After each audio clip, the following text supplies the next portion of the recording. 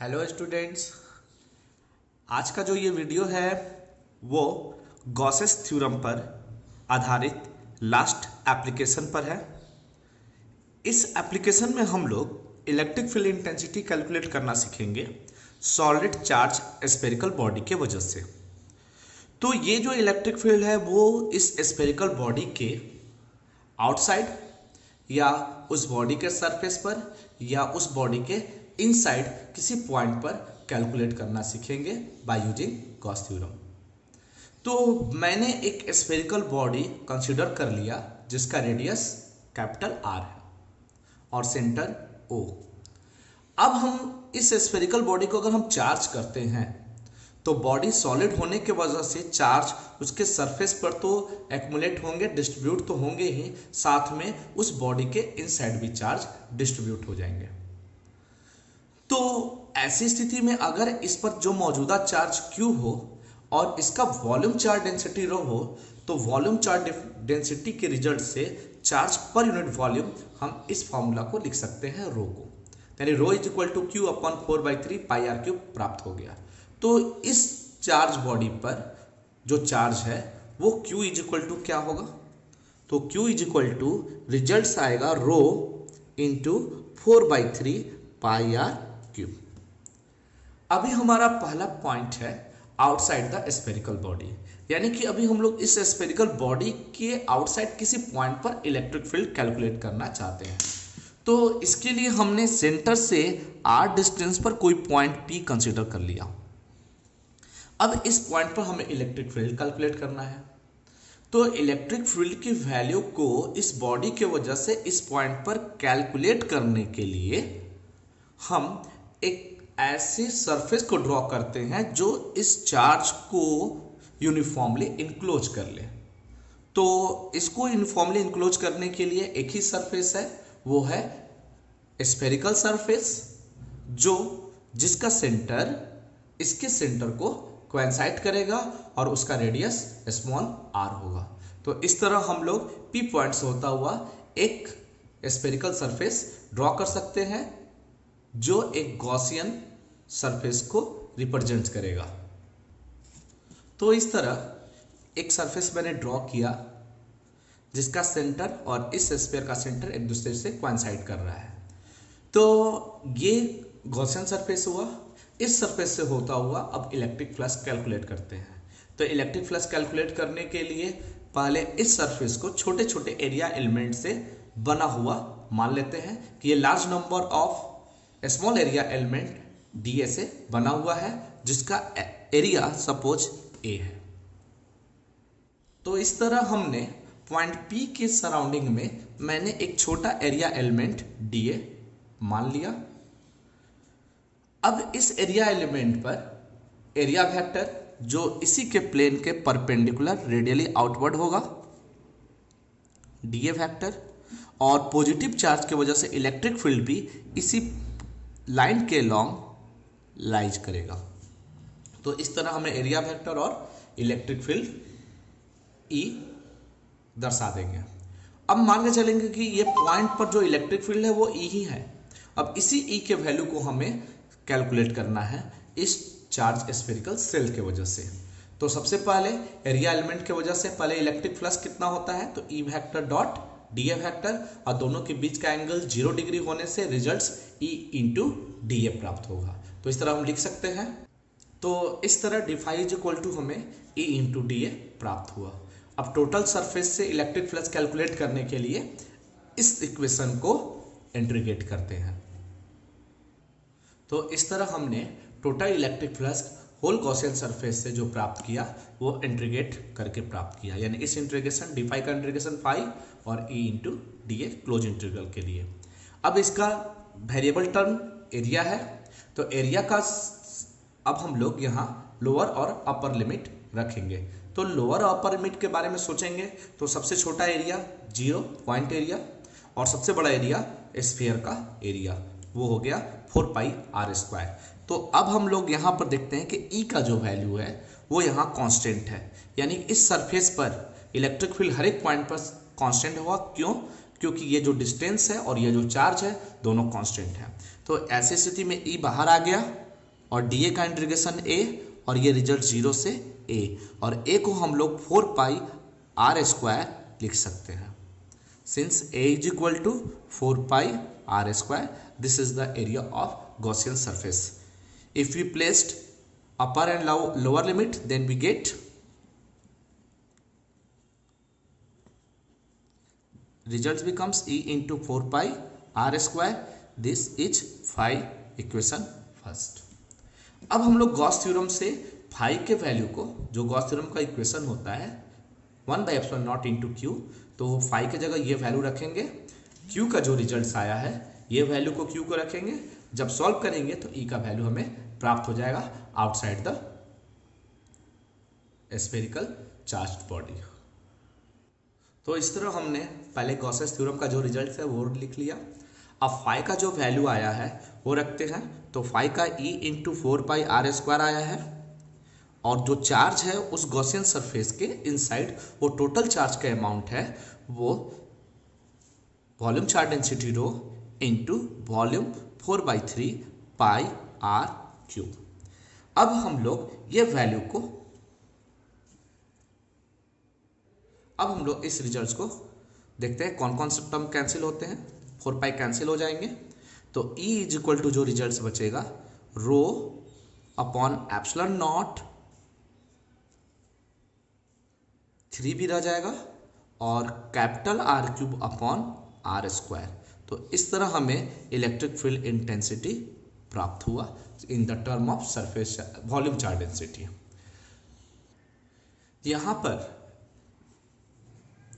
Solid sphere का जो radius है वो कैपिटल आर है, तो सॉलिड स्फीयर का हम लोग वॉल्यूम चार्ज डेंसिटी निकाल रहे हैं, तो यहाँ पर जो रो कैलकुलेट होगा चार्ज पर यूनिट वॉल्यूम, तो यहाँ आर कैपिटल होगा, ये गलत हो गया था, सुधार लीजिएगा। तो यहाँ पर क्यू का जो वैल्यू होगा रो इंटू 4/3 पाई आर क्यूब होगा।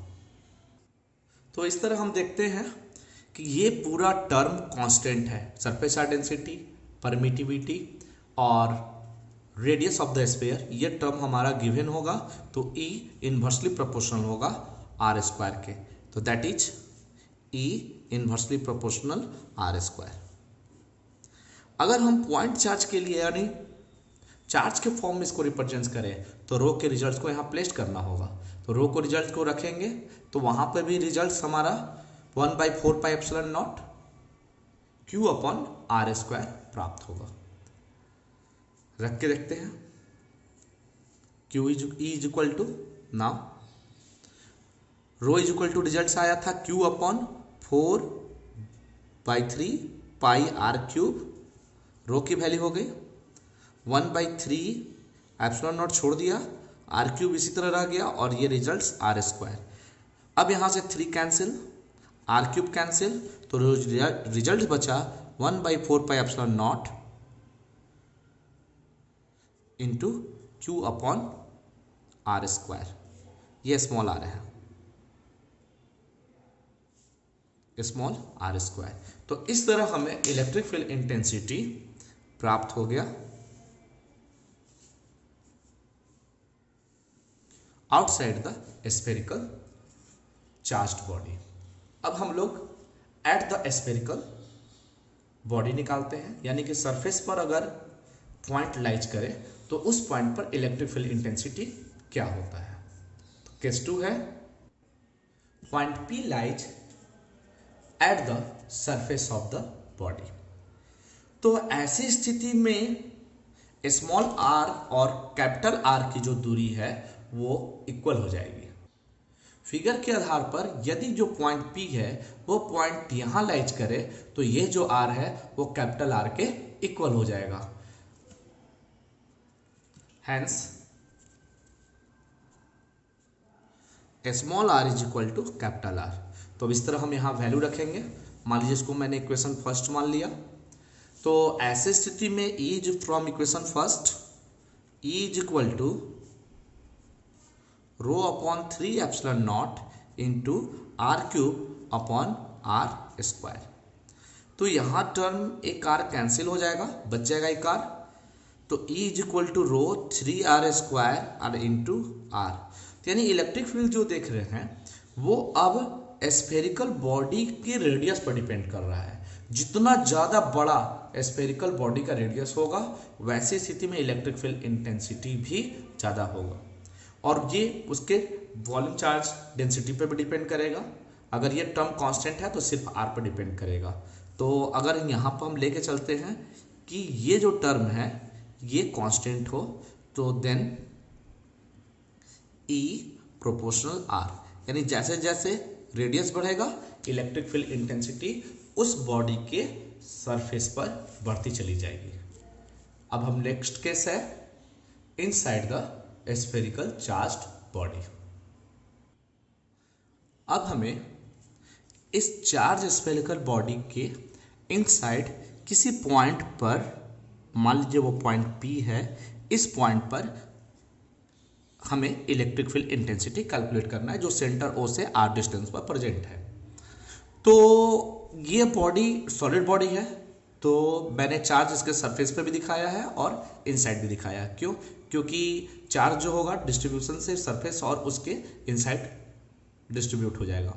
तो अब क्या होता है कि जिस पॉइंट पर इलेक्ट्रिक फील्ड इंटेंसिटी निकालना होता है बाय यूजिंग गॉस थ्योरम, तो उस सरफेस से होता हुआ एक हम लोग गॉसियन सरफेस इमेजिन करेंगे, और इस तरह इमेजिन करेंगे कि जो चार्ज है जो भी उस पॉइंट P पर मानना है उसके सराउंडिंग में जो इनसाइड चार्ज बचेंगे उसको इनक्लोज कर ले। तो इसके लिए हम लोग एक गॉसियन सरफेस स्फेरिकल ही कंसीडर करेंगे जो इसे यूनिफॉर्मली इनक्लोज कर रहा है। तो ये जैसे मान लीजिए ये स्फेरिकल सरफेस हो गया जिसका सेंटर बॉडी के सेंटर को कोइंसाइड कर रहा है। तो अब इस पॉइंट पर हमें या इस सरफेस से होता हुआ हमें इलेक्ट्रिक फ्लक्स कैलकुलेट करना है।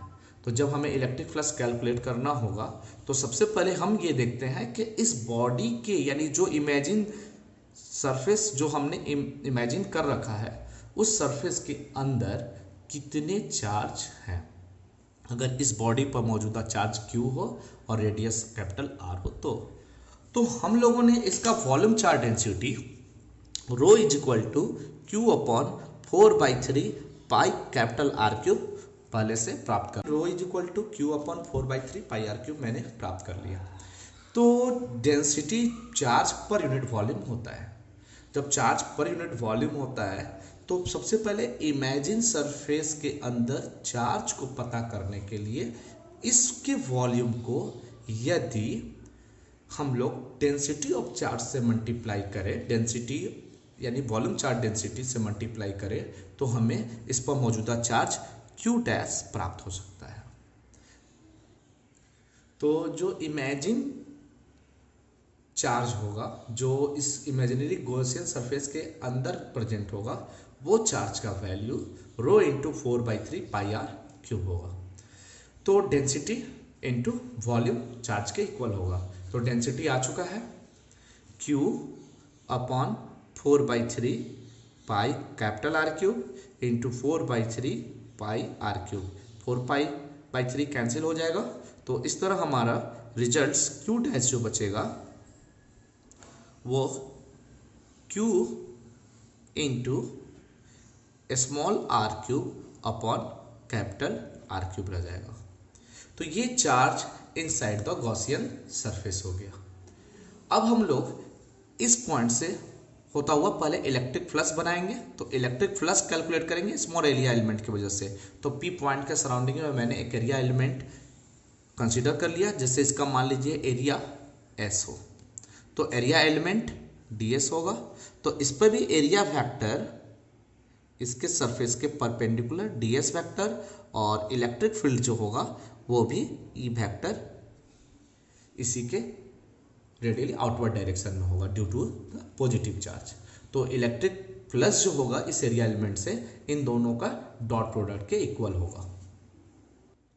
तो इस तरह electric flux area element at point P d equal to E vector dot ds vector, दोनों पर डायरेक्शन सेम था E वेक्टर और ds वेक्टर का, जैसा कि हम लोग फिगर में भी देख सकते हैं कि E वेक्टर और ds वेक्टर जो है एक ही डायरेक्शन में लाइज कर रहा है सॉलिड स्फीयर के वजह से। तो बीच का एंगल 0 डिग्री हो जाएगा। तो इस तरह ADS cos 0 डिग्री और results E into D S. अब टोटल इलेक्ट्रिक फ्लक्स कैलकुलेट करेंगे तो इस टर्म को इंटीग्रेट करेंगे। तो इस तरह नेट इलेक्ट्रिक फ्लक्स कैलकुलेट करने के लिए इसी टर्म को मैंने क्लोज इंटीग्रल से इंटीग्रेट कर दिया। एरिया एलिमेंट का सबसे छोटा एरिया पॉइंट एरिया 0 और सबसे बड़ा एरिया सरफेस का एरिया 4πr² के बराबर होगा। तो वैसी स्थिति में अब ई यहाँ पर क्या है, उस सरफेस पर हर एक पॉइंट पर कांस्टेंट होगा। अगर देखें तो सेंटर से r दूरी फिक्स्ड है, तो इस तरह जिसके सेंटर के यानी इस सरफेस के अंदर जितनी भी चार्ज मौजूद है उसके वजह से इस पॉइंट पर जो इलेक्ट्रिक फील्ड होगा वो इलेक्ट्रिक फील्ड का वैल्यू कांस्टेंट होगा। क्यों? क्योंकि चार्ज फिक्स्ड है इस स्फीयर के अंदर और डिस्टेंस जो है स्फीयर का वो भी फिक्स्ड है, तो इलेक्ट्रिक फील्ड जो हो गया वो कांस्टेंट हो गया। तो उस कांस्टेंट टर्म को हम बाहर ले सकते हैं और ds का इंटीग्रेशन s क्लोज इंटीग्रल के लिए और इंटीग्रेशन 0 से 4πr² तक। तो अब हम लोग इसका जो वैल्यू रखेंगे 4πr² माइनस 0 और upper limit minus lower limit, तो e इंटू 4πr² प्लस का रिजल्ट प्राप्त हो जाएगा। अब हम लोग गॉसेस थ्योरम यूज करते हैं, तो बाय यूजिंग गॉसेस थ्योरम, तो जब हम गॉसेस थ्योरम यूज करेंगे तो गॉसेस थ्योरम कहता है phi is equal to 1/ε0 into total charge inside the closed Gaussian surface. तो क्लोज्ड गॉसियन सरफेस के अंदर जो चार्ज हमने कंसिडर कर रखा है वो क्यू डैश है, तो फाई का वैल्यू आया e इंटू 4πr² 1/ε0 और क्यू डैश का जो रिजल्ट्स हमने अभी कैलकुलेट कर रखा है वो क्यू डैश का जो वैल्यू है वो q into r q upon r²। तो यहाँ लिख सकते हैं q into r cube upon are cube, sorry r² नहीं होगा आर क्यूब ही होगा। तो अब हम लोग जो रिजल्ट्स कैंसिल होगा तो r² से आर क्यूब में से एक कटेगा तो टर्म बचेगा, तो रिजल्ट्स होगा e is equal to 1/4πε0 q upon are cube into small r। तो इस तरह हम ये देखते हैं कि inside E directly proportional r होगा, यानी कि इनसाइड अगर हम लोग ये स्मॉल r की जो दूरी है जैसे E प्रोपोर्शनल r हुआ, यानी कि यहाँ पर जो टर्म है ये सारे टर्म कांस्टेंट है for the given solid sphere. मान लीजिए सॉलिड स्फीयर पर गिवन चार्ज भी कांस्टेंट था, रेडियस भी कांस्टेंट है उसका, तो वैसी स्थिति में यहाँ से ये रिजल्ट कांस्टेंट हो गया तो E प्रोपोर्शनल r हो गया। तो आप देखते हैं यानी कि सेंटर से, ये जैसे फिगर देखा मैंने, सेंटर से जैसे जैसे आगे की ओर बढ़ेंगे वैसे वैसे इलेक्ट्रिक फील्ड इंटेंसिटी बढ़ती चली जाएगी। डायरेक्टली प्रोपोर्शनल आ रहा है और सबसे मैक्सिमम सरफेस पर आएगा, फिर उसके बाद r² के इनवर्सली प्रोपोर्शनल है, तो इससे स्फीयर से दूर जाएंगे तो इलेक्ट्रिक फील्ड इंटेंसिटी घटती चली जाएगी। तो इस तरह हम लोगों ने इलेक्ट्रिक फील्ड इंटेंसिटी कैलकुलेट किया inside the spherical shell, eight the surface of A spherical shell and outside the spherical shell. यदि अगर हम इसी टर्म को वॉल्यूम चार्ज डेंसिटी के रूप में रिप्रेजेंट करें तो लिख सकते हैं, we can write E is equal to 1/4πε0 और Q का जो वैल्यू है वो volume charge density into volume of sphere 4/3πr³ upon r³ into r। तो इस तरह रिजल्ट्स 4π कैंसिल, r³ कैंसिल, तो results E is equal to बचा रो अपॉन ε0 3ε0 इंटू r। तो ये इलेक्ट्रिक फील्ड इंटेंसिटी हो गया इन the term of volume charge density, और उसी पॉइंट पर इलेक्ट्रिक फील्ड है इन the term of given charge spherical shell, sorry charge spherical body. अब हम लोग इन तीनों केसेस पर वेरिएशन देखेंगे कि इलेक्ट्रिक फील्ड इंटेंसिटी और जो डिस्टेंस r है वो इनसाइड एट द सरफेस और आउटसाइड क्या प्राप्त होता है। Variation between E and R। अगर इनसाइड द बॉडी देखते हैं, यानी कि स्मॉल r जब कैपिटल R से छोटा हो तो हम लोगों ने देखा ई प्रोपोर्शनल स्मॉल आर के हुआ था। जब सरफेस ऑफ द बॉडी पर लेंगे पॉइंट को तो स्मॉल आर कैपिटल आर के इक्वल होगा। तो इलेक्ट्रिक फील्ड का रिजल्ट ये आया था जो आर पर डिपेंड करेगा, और आर का वैल्यू कांस्टेंट हो तो इलेक्ट्रिक फील्ड भी कांस्टेंट होगा with the constant value of volume charge density. अगर हम आउटसाइड द स्फेरिकल बॉडी की बात करें तो स्मॉल आर जो होगा वह कैपिटल आर से बड़ा होगा। तो ऐसी स्थिति में ई जो आया था इनवर्सली प्रोपोर्शनल स्क्वायर के। अब हम लोग इसके वेरिएशन को देखते हैं कि ये वेरिएशन किस फॉर्म में आता है। तो ई और आर के बीच का वेरिएशन, तो इसके लिए मैंने एक स्फीयर बना लिया। अब ये जो स्फीयर बनाया है ये इसका रेडियस जो रिप्रेजेंट कर रहा है यहाँ से यहाँ तक, मान लीजिए वो कैपिटल आर है। तो इसको मैंने दोनों तरफ यानी ऑरिजिन के लेफ्ट और राइट दोनों तरफ ग्राफ को दर्शाऊंगा, और इससे हमारा और ज़्यादा क्लियर होगा इस फिगर से कि वेरिएशन कैसे प्राप्त हुआ।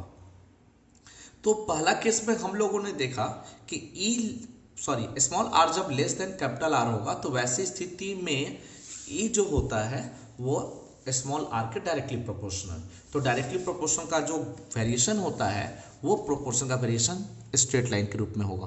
तो ये धीरे धीरे इलेक्ट्रिक फील्ड बढ़ेगा आर बढ़ते बढ़ते, और सबसे मैक्सिमम वैल्यू इसके सरफेस पर होगा। वो सरफेस का वैल्यू जब आर इक्वल टू आर, और मान लीजिए वो वैल्यू आया, वो वैल्यू है rho upon 3 epsilon not into R. तो इस वैल्यू को हमने लिख दिया rho upon 3 epsilon naught R into R. ये रिजल्ट्स प्राप्त हुआ। अब हम लोग जैसे ही small R is equal to R पर पहुंचते हैं तो यही रिजल्ट्स इस पर प्राप्त होगा। तो इसको हम इसी तरह एक लाइन से रिप्रेजेंट कर दिए क्योंकि इसकी वैल्यू क्या हो गई, कांस्टेंट। फिर इसके बाद जो वेरिएशन होता है वो इन्वर्सली प्रोपोर्शनल वाला होता है। जब आउटसाइड द स्फेरिकल बॉडी लेंगे तो ई और आर में जो होता है इन्वर्सली होता है रिलेशन स्क्वायर के। तो ऐसी स्थिति में जो वेरिएशन होगा वो कुछ इस तरह प्राप्त होगा। ये मान लीजिए वेरिएशन है तो ये इन्फिनिटी पर जाकर मिलेगा। तो यहाँ पर ई इन्वर्सली प्रोपोर्शनल आर स्क्वायर और यहाँ ई प्रोपोर्शन स्मॉल आर, और यहाँ वैल्यू जो है फिक्स्ड हो गया। अगर इसी ग्राफ को हम लोग लेफ्ट साइड भी लेके चले तो यहाँ भी जो रिजल्ट्स है वो भी रेडियस तो कांस्टेंट है, मान लीजिए आर हो गया। तो ये जब आर स्मॉल आर जो है वो लेस देन कैपिटल आर होगा तो वेरिएशन उसी तरह इसमें भी आएगा। तो इसमें भी डायरेक्टली प्रोपोर्शनल में ऑरिजिन से ग्राफ जाएगा और स्ट्रेट लाइन आएगा, और इस पॉइंट पर electric field intensity value rho r upon 3 epsilon not होगा, और बाकी जब आर ग्रेटर देन होगा कैपिटल आर से